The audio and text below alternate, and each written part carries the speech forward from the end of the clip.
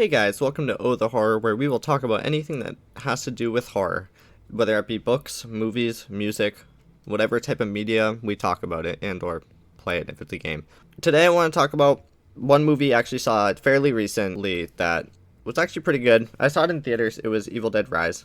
Honestly, this is going to be a really interesting review because I actually went when I was up for like 19-20 hours, so I was a bit sleep deprived. So I was kind of looking like one of those Kandarian demons anyways, so I was pretty much fitting the aesthetic of the movie when I went. However, I do remember quite a bit of it, so that's good. At least I have some memory, because my memory's kind of iffy either way. So, I wanted to talk about the elephant in the room first. Is it fun? Is it a good movie? Is it a watch? Yes, 100%. I think it's worth even a rewatch. I think it's definitely one of those things where I'm not a big person on rewatching really like soon after I see a movie.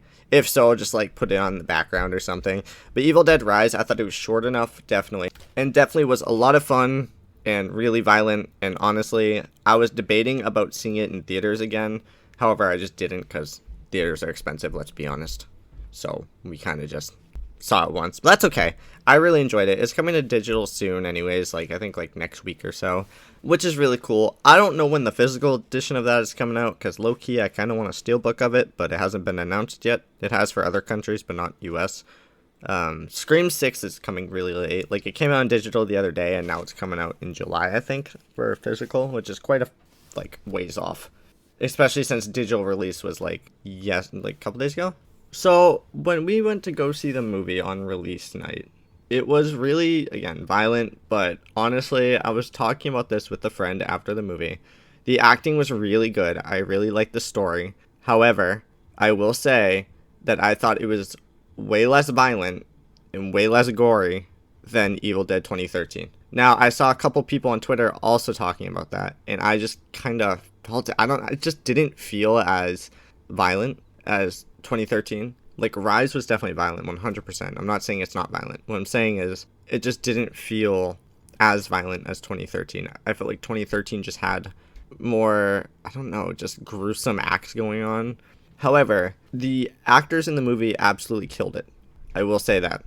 The mother, Ellie, and Aunt Beth, and the child, Cassie, all killed their roles. 100%. They did so well with the roles they were given. Not saying any of the actors are bad, because all the actors did well. It's just those were the standouts for me. Especially the mother. The mother absolutely killed it. She was absolutely terrifying a lot of the scenes, and she just kind of just like snapped into it, and she did so well as a Kandarian demon. I wasn't disappointed at all.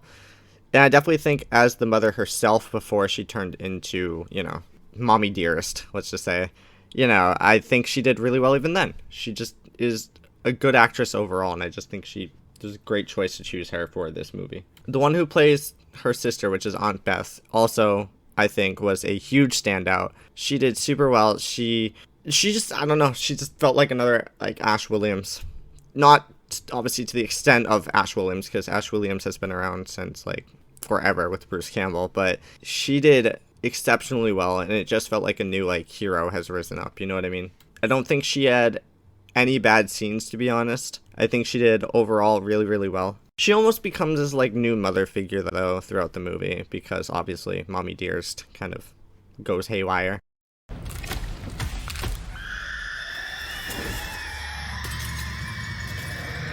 So she acts like this mom throughout the movie, which she wasn't technically supposed to be because of plot. You'd be a good mom someday, Honey Bath. Oh, yeah? Yeah, you know how to lie to kids. The way they tied in the aunt to the mother role is actually really cool. It happens almost in the beginning of the movie, but I just completely forgot about it later on because there was so much happening. Not gonna lie, I did feel like the movie was predictable at times, which is okay because it is, again, an Evil Dead movie. It's almost on the kind of platform of slashers, so it's okay if it's predictable. It's not a movie you're supposed to take nearly as seriously. The only thing that is really serious about that movie really is the horror. Other than that, a lot of it is like ridiculous, like kills and just an overindulgence of blood. You can never really go wrong with watching an Evil Dead movie. I will say, I did like this version of the Necronomicon compared to 2013, in which it was read aloud and why it was read in the first place. I definitely think it was still the stupid mistake that the people make. You know, they're like, oh, let's listen to it. You know what I mean? But there's more of a reason in this movie than in 2013. The Book of the Dead. 2013, it was just the guy just kind of being like, oh, I'm curious about it. Let's just read from this fucking book that looks ridiculously, I don't know, just over the top, you know? There were a couple things that kind of, I don't know, threw me off in the movie. One of them being nearing the end of the movie. There was a thing that happened, which I don't understand why it happened, and I've asked people, and someone didn't even get back to me, but I asked them a question on one of the characters in the movie, and it just didn't make sense of how they didn't see, hear, or whatever happened at all, and it just does not make sense to me. And if you know what I'm talking about, you know. And I'm actually curious on what you guys think, because I have no clue how that character just comes up and is like, oh yeah, I'm headed there now, you know, like just acting all normal and then freaking out after she sees what went down, even though I don't know, you didn't hear, you didn't see, you didn't like, I don't know, you didn't like, not even see, you didn't hear anything. Like, do you know how loud everything was? Like, I don't know. That's just one question that popped in my head, and it's just, there was really no answer to that question. It was just kind of like thrown away, like, oh, it just happened, you know. I also did like how the movie came full circle. It started with a certain scene and then ended with something else, and it just kind of all came full circle, and it made so much sense, and I think it was just a good job overall that they did. Whenever you watch the ending, it's odd because it makes it feel open-ended, but then the beginning just finishes the open-endedness, so it's kind of like backwards almost. I will say, like any Sam Raimi and Bruce Campbell movie, there is always some sort of cameo for anything whatsoever. You can expect to see some Easter eggs and some cameos in there whenever you do watch the movie. Groovy. However, I did want to talk about another piece of the movie that was kind of like, to me. I feel like there was one scene that went on for way too long, and every other scene was like, it just seems so short compared to this scene that I'm talking about right now. There was one scene in particular, which I'm obviously not going to spoil, but there was one specific scene where it just felt like it went on forever. Like, the mom just turned into the Deadite, but it just felt like it took forever. Like, after, obviously, the scene of her turning. It just felt like it took forever. I don't know. It, like, Aunt Beth is, like, using her phone, and her phone ends up cracking due to something, and it's just, that scene in that specific place just I felt like took forever to finish, and it just felt like, why did we need this? Like, what was the need for this?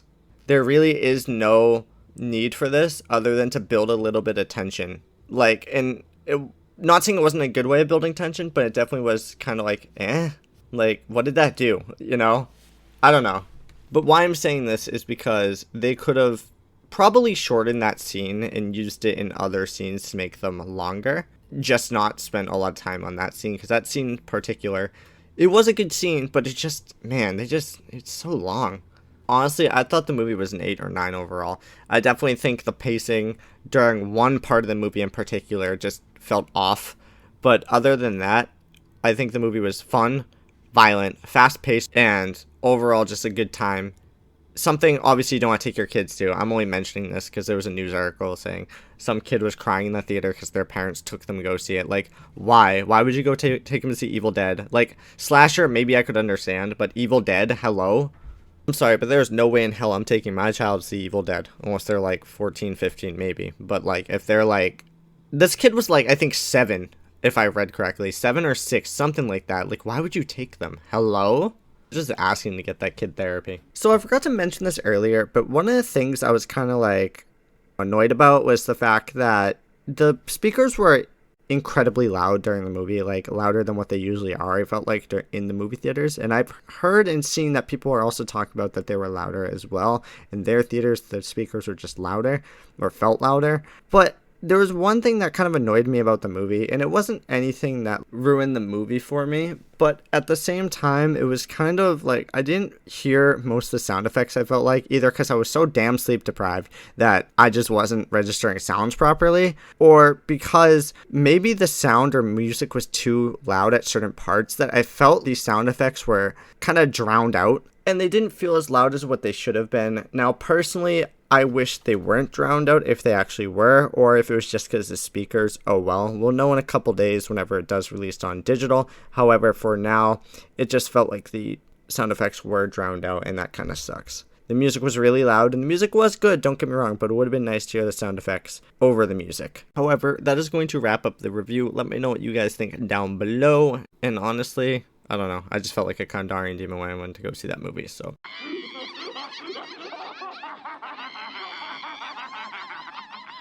Hope you guys enjoyed. I've been O the Horror, and I'll see you guys in the next one. But please, for the love of God, do not read out of a mysterious book that's been hidden for a reason that looks old as hell. Open up now.